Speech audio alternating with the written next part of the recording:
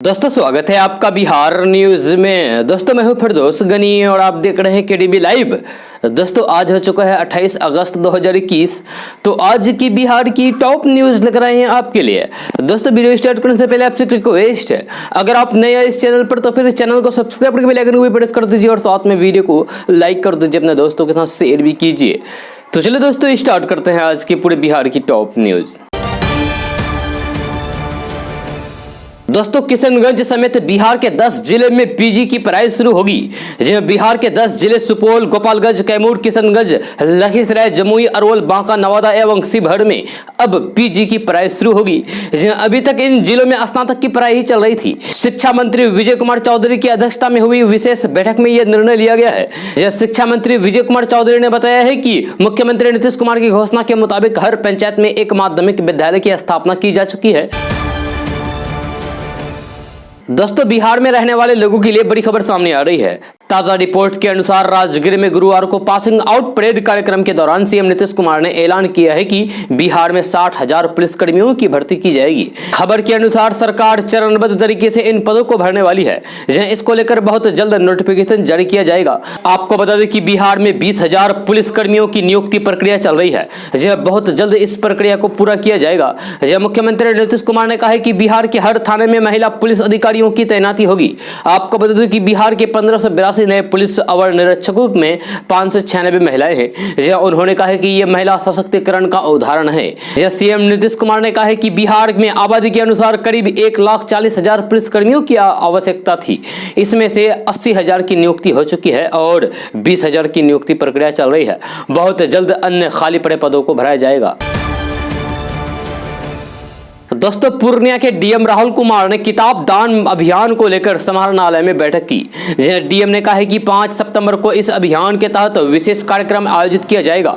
एक news channel से बातचीत करते हुए डीएम राहुल कुमार ने कहा है कि पिछले 1 साल में किताब दान अभियान के तहत अब तक 1 लाख से भी अधिक पुस्तकें दान में मिल चुकी है। इससे ग्रामीण इलाकों में 192 पुस्तकालय खोले जा चुके हैं, जबकि अगले माह तक 30 और पुस्तकालय खोले जाएंगे। डीएम राहुल कुमार ने कहा है कि कोरोना काल में पुस्तकालय बंद रहे, लेकिन 1 सितंबर से पुस्तकालय खोले जा रहे हैं। उन्होंने कहा है कि पूर्णिया जिले में इस अभियान का काफी असर हो रहा है। इससे जहां ग्रामीण इलाके के लोगों को पुस्तकालय में बैठकर पढ़ने का मौका मिल रहा है, वही लोगों की घरों में बेकार पड़ी पुस्तकें जरूरतमंदों तक पहुंच रही है। डीएम राहुल कुमार ने कहा है कि कई लोग पुस्तक पढ़ने के बाद अलमारी में सजाकर रख देते थे, लेकिन इस किताब दान अभियान चलाने से लोग खुलकर अपनी पुस्तकें दान कर रहे हैं। इससे ग्रामीण इलाकों के लोगों को काफी सुविधा मिल रही है। डीएम राहुल कुमार ने लोगों से अपील की है कि वे अपने घरों में रखी पुस्तकों को दान करें ताकि दूसरे लोग भी इसका फायदा उठा सके। पूर्णिया के डीएम राहुल कुमार खुद इस किताब दान अभियान की मॉनिटरिंग करते हैं। दोस्तों बिहार में एक किसान को 300 रुपए का लालच करना भारी पड़ गया है। इस लोभ के चलते उसे 300 की जगह 3 लाख रुपए का जुर्माना भरना पड़ा। जानकारी के अनुसार मामला पटना सिटी के अगम कुआ थाना क्षेत्र के भूतनाथ इलाके का है। यहाँ दिन दहाड़े कुछ लुटेरे एक किसान से 3 लाख की लूट करके फरार हो गए।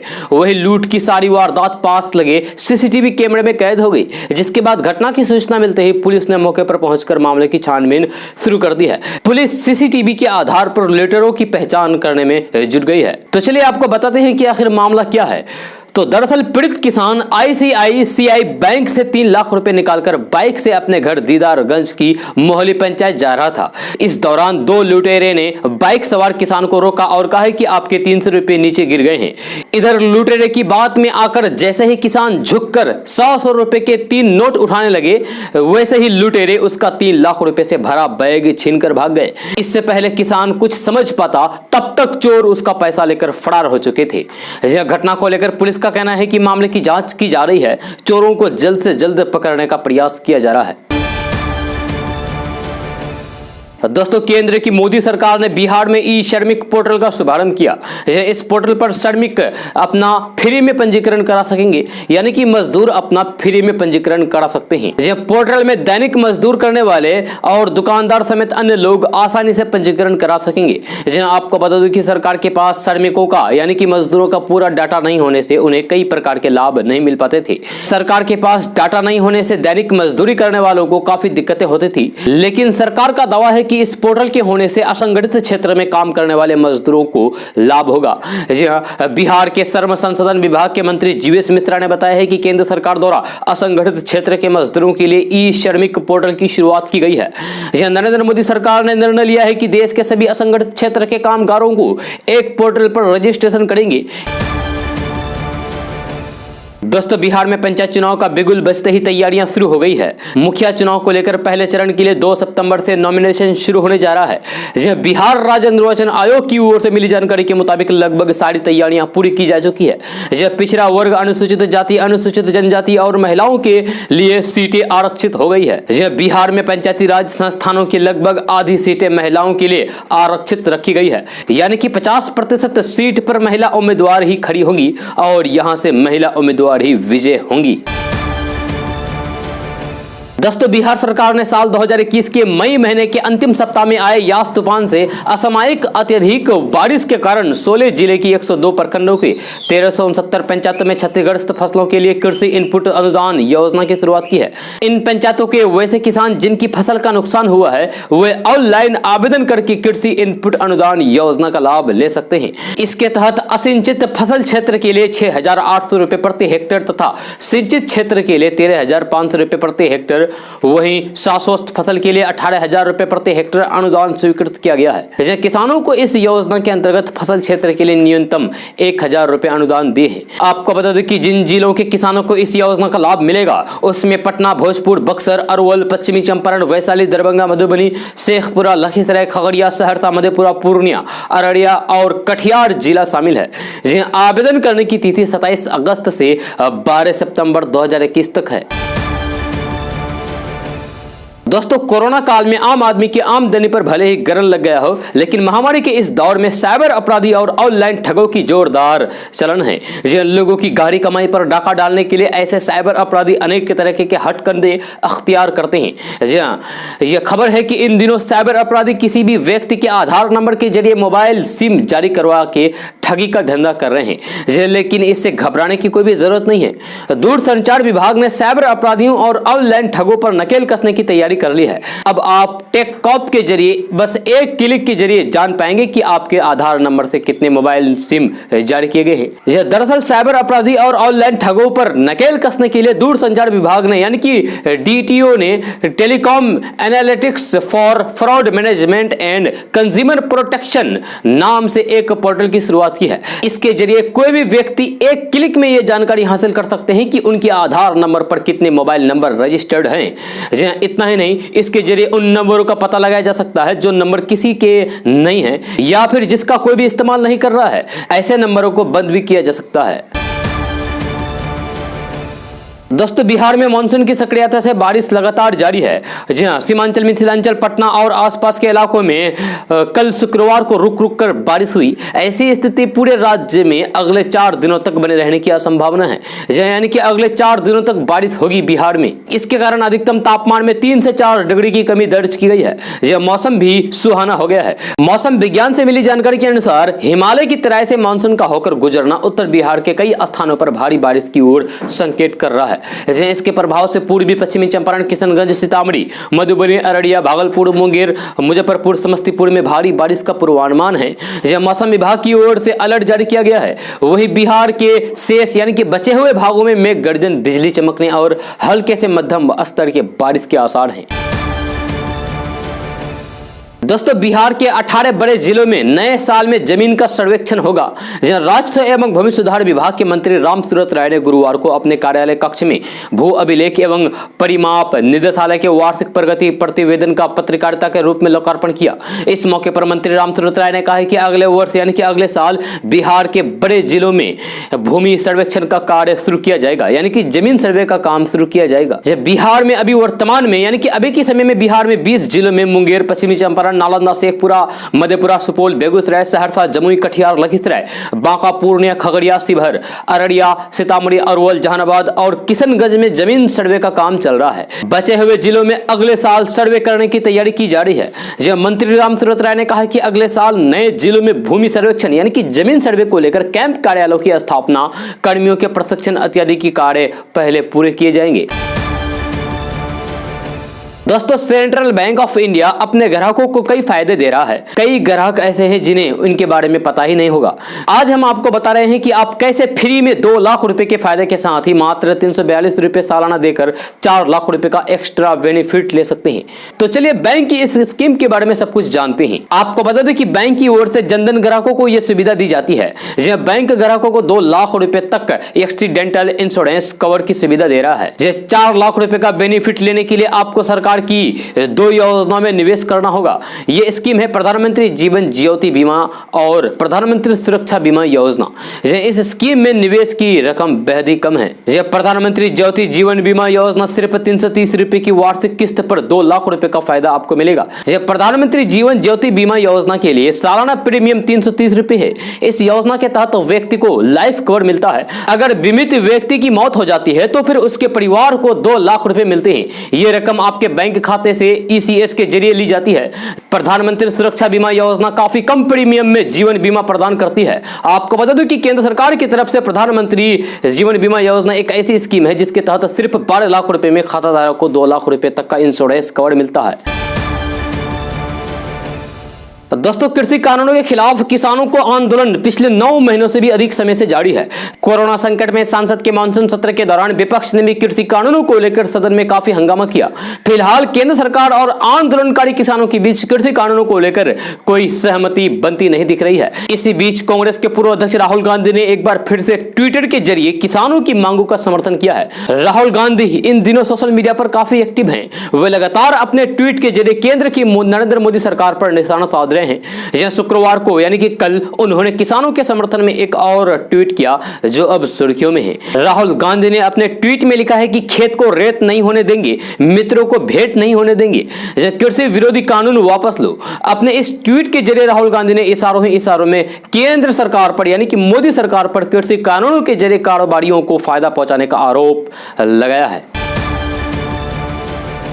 दोस्तों, सीसीटीवी कैमरा लगाने में दिल्ली दुनिया में नंबर 1 बन गया है। यहां तक कि लंदन, सिंघाई, सिंगापुर भी पीछे छूट गया है। यह एक ऐसी उपलब्धि है जिस पर सभी दिल्ली वासियों को नाज होना चाहिए।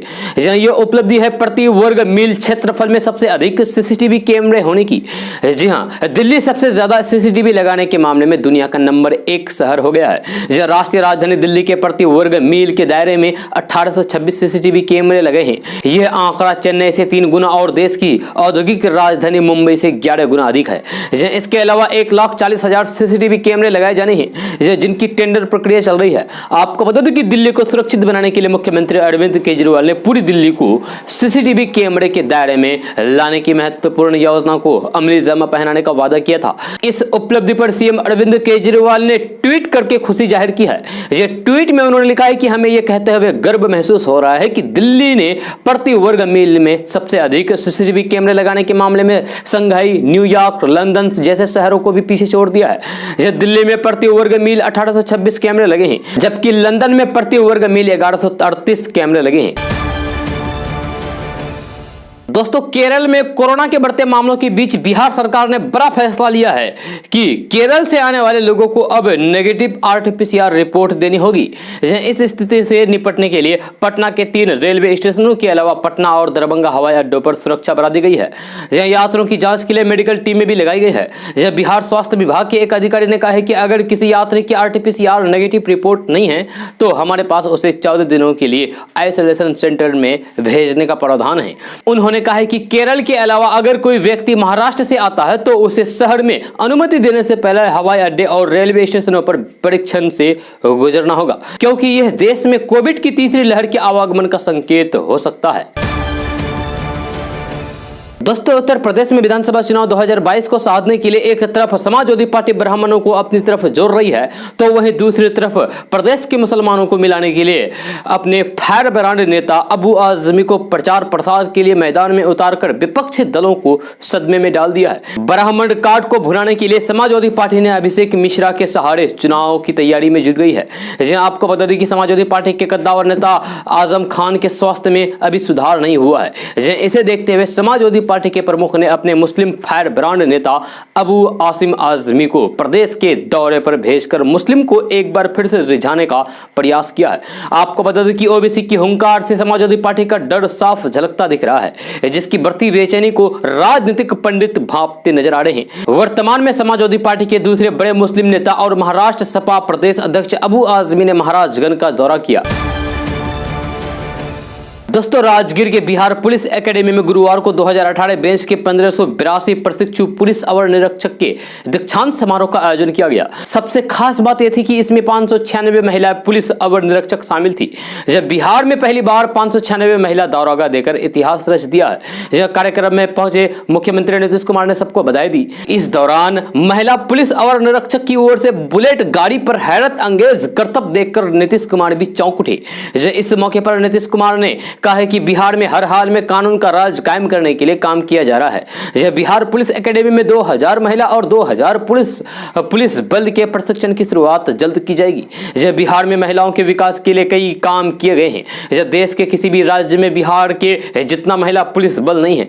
यह नीतीश ने कहा है कि बिहार की आबादी के अनुसार पुलिस बलों की संख्या अधिक करने का प्रयास किया जा रहा है। बिहार के सभी थानों के हालात में सुधार किए गए हैं। इस दौरान उन्होंने प्रशिक्षु पुलिस अवर निरीक्षक को अपने दायित्वों का निर्वहन ईमानदारी पूर्वक करने की बात कही है। यह साथ ही यह भी कहा है कि बिहार में लागू शराबबंदी के क्षेत्र में मजबूती से काम करें। दोस्तों, टीवी का सबसे लोकप्रिय शो कौन बनेगा करोड़पति अपने 13वें सीजन के साथ शुरू हो चुका है। यह शो को शुरू हुए अभी कुछ दिन ही हुए हैं कि वहीं इस बीच शो को उसका पहला करोड़पति मिल गया है। यह केबीसी के 13वें सीजन की पहली करोड़पति हिमानी बुंदेला बनी है, जो दृष्टिहीन है, यानी कि वो देख नहीं सकती है। यह हिमानी बुंदेला 1 करोड़ रुपए का सही जवाब देकर 7 करोड़ रुपए के सवाल पर पहुंच चुकी है, जिसका एक प्रोमो भी सोनी टीवी ने अपने इंस्टाग्राम हैंडल पर शेयर किया है। यह केबीसी के इतिहास में ऐसा पहली बार हुआ है जब कोई दृष्टिहीन कंटेस्टेंट शो का हिस्सा बना हो और इतनी बड़ी रकम अपने नाम की हो, यानी कि 1 करोड़ रुपए जीत ली हो। तो चलिए आपको बताते हैं कि कौन है हिमानी बुंदेला, जिन्होंने दृष्टिहीन होने के बाद भी अपने सपनों की उड़ान भरी है। तो हिमानी बुंदेला आगरा के गुरु गोविंद नगर में रहती है। हिमानी एक स्कूल में मैथमेटिक्स की टीचर है। दोस्तों, कल मुख्यमंत्री नीतीश कुमार के सामने एक वाकया पेश हुआ। जी हाँ, वाकया यह है कि नीतीश कुमार के सामने अचानक एक शेर आ गया। जी हाँ, तो चलिए आपको बताते हैं कि आखिर ये वाकया है क्या। दरअसल जू सफारी भ्रमण के दौरान सीएम नीतीश इलेक्ट्रिक गाड़ी में सवार थे और इस बीच रास्ते में एक शेर आ गया। जी हाँ, सीएम नीतीश कुमार ने गाड़ी रुकवाकर शेर को निहारा, यानी कि देखा। सीएम नीतीश सफारी के भ्रमण के दौरान रोमांचित नजर आए। जी हाँ, नीतीश कुमार इलेक्ट्रिक बस में बैठकर जू सफारी का मुआयना कर रहे थे, तभी सड़क के किनारे सामने शेर बैठा हुआ दिखाई पड़ा। सीएम नीतीश कुमार ने गाड़ी रुकवाकर शेर को देखा। मुख्यमंत्री नीतीश कुमार ने कहा है कि जू सफारी में आज शेर से भी मुलाकात हो गई। यहां हर सुविधाओं का ख्याल रखा गया है। खाने पीने और घूमने की सुरक्षा के साथ पूरी व्यवस्था है। सीएम नीतीश कुमार ने एक न्यूज चैनल से खास बातचीत करते हुए कहा है कि जू सफारी का काम अंतिम चरण में है। अगले 3 महीने में जू सफारी लोगों के लिए खुल जाएगा। सफारी पार्क का बारीकी से ज्यादा लेने के दौरान मुख्यमंत्री नीतीश कुमार ने अधिकारियों को कई दिशा निर्देश भी दिए हैं। आपको बता दें कि zoo safari park, nature safari park समेत कई ऐसे पार्क हैं जो मुख्यमंत्री नीतीश कुमार की महत्वाकांक्षी परियोजना है। जो वह इसकी मॉनिटरिंग खुद करते हैं और जल्द ही इसे पूर्ण कराने का प्रयास कर रहे हैं। सीएम नीतीश कुमार ने जू सफारी के चारों तरफ भ्रमण किया और इलेक्ट्रिक गाड़ी से खुद जायजा भी लिया। सुरक्षा को लेकर सीएम नीतीश कुमार ने अधिकारियों को कई दिशा निर्देश भी दिए। जू सफारी को 7 अलग अलग क्षेत्र में बांटा गया है। हिरण, भालू, जिराफ के लिए अलग अलग क्षेत्र हैं। दोस्तों, आगामी 24 सितंबर से आरंभ हो रहे 11 चरणों के पंचायत चुनाव के दौरान राज्य निर्वाचन आयोग ने उम्मीदवार और उनके समर्थकों के लिए गाइडलाइंस जारी कर दी है। इसके तहत उम्मीदवारों को किसी हाट, बाजार या फिर भीड़ भाड़ वाले सार्वजनिक स्थल पर चुनाव सभा के आयोजन के लिए पूर्व अनुमति लेनी होगी, यानी कि पहले ही अनुमति लेनी होगी। स्थानीय पुलिस थाने में ऐसी सभा के आयोजन के पहले सूचना देनी होगी। सभा करने की अनुमति संबंधित निर्वाचित पदाधिकारी द्वारा दिया जाएगा। सभा आयोजन के क्रम में लाउड स्पीकर के प्रयोग उपयोग के लिए आवश्यक अनुमति सभा के पहले प्राप्त करनी होगी। यह लाउड स्पीकर या फिर हैंड माइक का उपयोग सुबह 6 बजे से रात्रि 10 बजे तक किया जाएगा। यह ध्वनि विस्तारण यंत्र हैंड माइक से प्रचार मतदान के 48 घंटे पहले शाम 5 बजे तक ही किया जा सकेगा। बिना लाइसेंस या फिर अनुमति के किसी भी अभ्यर्थी द्वारा प्रस्तावित सभा में लाउड स्पीकर हैंड माइक का उपयोग किए जाने पर जमादार या फिर उसके ऊपर का कोई भी पुलिस पदाधिकारी उसे जब्त कर सकेगा। इसके उल्लंघन किए जाने पर कानूनी कार्रवाई भी की जा सकती है। यह चुनाव प्रचार के दौरान प्रत्येक उम्मीदवार को किसी अन्य उम्मीदवार द्वारा आयोजित सभा या फिर जुलूस में किसी प्रकार की गड़बड़ी करने या फिर बाधा डालने से अपने कार्यकर्ता तथा समर्थकों को रोकना चाहिए। यदि दो अलग अलग उम्मीदवारों द्वारा पास स्थित स्थानों में सभाएं की जा रही है तो फिर लाउड स्पीकर के मुंह विपरीत दिशाओं में रखना चाहिए, यानी कि अलग अलग दिशा में लाउड स्पीकर के मुंह रखना चाहिए। दोस्तों, मोदी सरकार ने कहा है कि सभी केंद्रीय विश्वविद्यालयों और अन्य उच्च शिक्षण संस्थानों में SC, ST और OBC की सभी बैकलॉग पोस्ट 1 साल के अंदर भरे जाएंगे। इस आदेश के बाद बिहार में राष्ट्रीय जनता दल यानी कि राजद अपनी पीठ थपथपा रहे हैं। सदन में नेता प्रतिपक्ष तेजस्वी यादव ने नरेंद्र मोदी कैबिनेट के इस फैसले पर जहां ट्वीट करके अपने वादे याद दिलाए हैं, तो लालू प्रसाद यादव की पार्टी RJD बिहार अध्यक्ष जगदानंद सिंह ने इसे RJD की जीत बताया है। इस संबंध में बिहार के पूर्व उप मुख्यमंत्री तेजस्वी यादव ने शुक्रवार को ट्वीट किया। उन्होंने लिखा है कि बीते 7 अगस्त को जातिगत जनगणना आरक्षित कोड से बैकलॉग रिक्तियों को अविलंब भरने और फिर मंडल कमीशन की शेष अनुशंसाओं को लागू करने की मांगों को लेकर हमने राज्य स्तरीय विशाल प्रदर्शन किया था। जहां खबर मिली है कि केंद्र ने बैकलॉग रिक्तियों को भरने का निर्देश दिया है। तेजस्वी यादव ने कहा है कि यह आप सबों की सामूहिक जीत है। वहीं एक और ट्वीट में तेजस्वी यादव ने लिखा है कि केंद्र सरकार के निजीकरण द्वारा सरकारी नौकरियों को समाप्त करने तथा सरकारी नौकरियों एवं सार्वजनिक उपकरणों में वंचित वर्गों के आरक्षण को खत्म करने की एक दीर्घकालीन भयावह योजना है। दोस्तों, उत्तर बिहार में फिर एक बार बाढ़ की स्थिति उत्पन्न हो गई है। जब बीते कई दिनों से लगातार हो रही बारिश की वजह से नदियों का जलस्तर बढ़ गया है। ऐसे में शुक्रवार की सुबह 4 बजे से नदी के निचले इलाकों में पानी छोड़ना शुरू कर दिया गया है। जब पानी छोड़ने की वजह से बगहा के कई इलाके जलमग्न हो गए। जब गंडक नदी का जलस्तर बढ़ने से वाल्मीकि नगर के चकदहा में बाढ़ की स्थिति उत्पन्न हो गई। यह जानकारी के अनुसार वाल्मीकि नगर स्थित गंडक बैराज से सुबह 8 बजे लगभग 4 लाख क्यूसेक पानी का डिस्चार्ज किया गया। इस वजह से बगहा, रामनगर और वाल्मीकि नगर के निचले इलाकों में स्थित घरों में पानी प्रवेश कर गया है। ऐसे में लोगों को फिर एक बार पलायन का डर सताने लगा है। इधर लगातार हो रही बारिश ने किसानों की मेहनत पर पानी फेर दिया है। जब फसल पानी में डूब गया है, जिससे किसानों के सामने आर्थिक संकट की स्थिति उत्पन्न हो गई है। दोस्तों, बिहार सरकार के उद्योग मंत्री सैयद शाहनवाज हुसैन कल बेगूसराय पहुंचे, जहां उन्होंने बेगूसराय के DM अरविंद कुमार वर्मा एवं प्रशासनिक पदाधिकारियों के साथ एक समीक्षा बैठक की।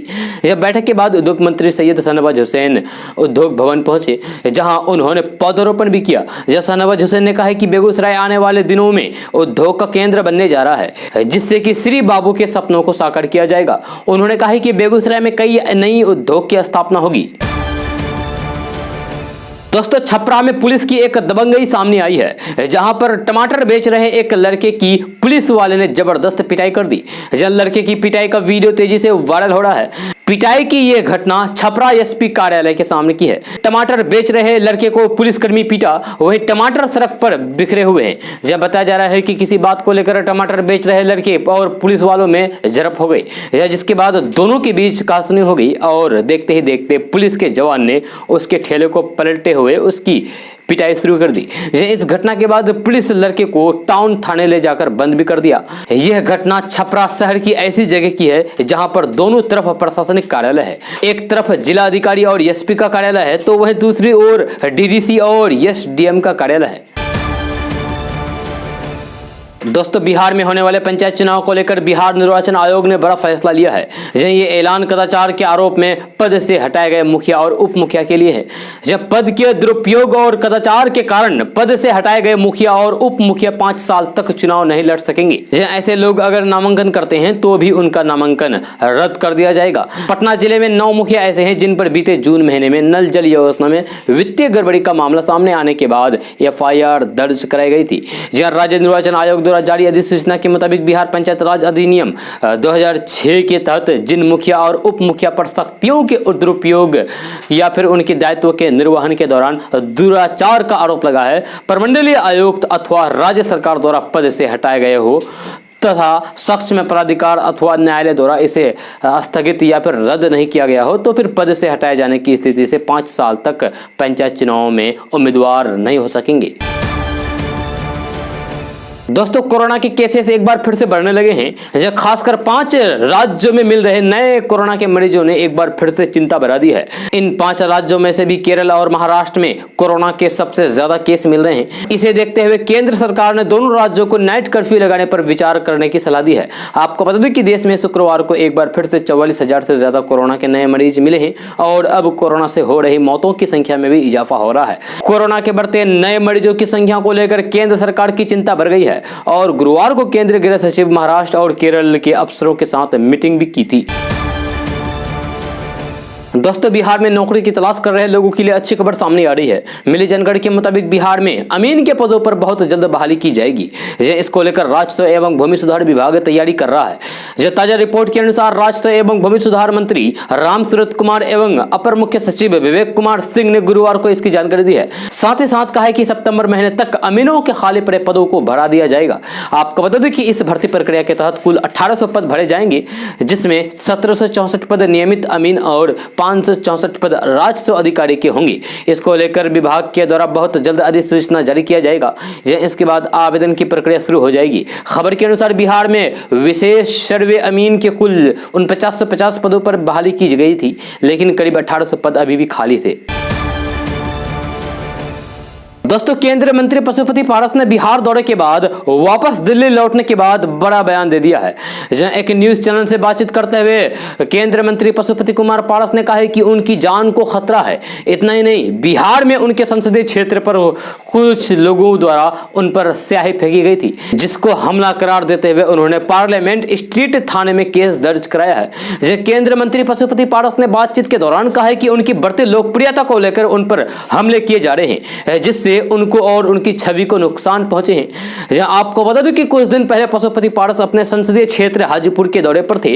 वहां के लोगों का आक्रोश उन्हें झेलना पड़ा और कुछ लोगों ने उन पर स्याही और मोबिल फेंका। इतना ही नहीं, उनके काफिले को काले झंडे भी दिखाए गए। इतना ही नहीं, पशुपति कुमार पारस ने सीधे तौर पर कह दिया है कि ये चिराग समर्थक ही हैं जो उनकी लोकप्रियता से घबराए हुए हैं, इसलिए वह उन पर हमले कराने जैसी औची हरकत कर रहे हैं। इस आरोप का जवाब देते हुए चिराग पासवान ने पटना पहुंचने के बाद दिया। संवाददाताओं द्वारा सवाल पूछे जाने के बाद उन्होंने कहा कि नीतीश कुमार की पुलिस इस पर जांच करा ले। चिराग पासवान जन आशीर्वाद यात्रा के लिए पटना पहुंचे थे, जहां वह मीडिया से बातचीत कर रहे थे। अपने ऊपर हुए एफआईआर पर कहा कि इस विषय पर नीतीश कुमार की पुलिस जांच करवाइए।